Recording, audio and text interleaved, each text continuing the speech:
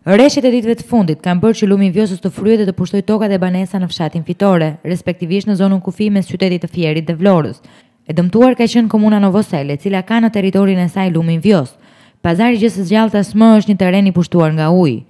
Prej pasdites së sëmpremtes, kur nisi intensiteti i lartë i rreshjeve në zonat në afërsi të brigjeve të Vjosës, dhe bëri që ky lum të ketë prurje më të larta se zakonisht dhe të dalë në disa zona nga shtrati. Në Novosel, dalja nga shtrati e lumit Vjos ka përmbytur disa hektar tokë bujqësore dhe 3 banesa të cilat janë ndërtuar buzëllumit, banorët e të cilëve tashmë janë të bllokuar nga uji.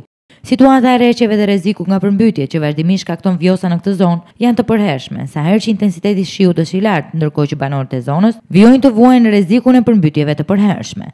Deri tani, përmbytjet kanë uzurpuar vetëm 3 banesa e 10 hektar tokë rreth e përqark shtratit të Vjosës, ndërkohë që prurjet e lumit vijojnë të jenë të larta, ndërsa rreziku është ende më i lartë për përmbytje, në rast se rreshjet do të intensifikohen. Zonat më të rrezikuara ngelen fshatrat Novosel, Fitore e Bishan.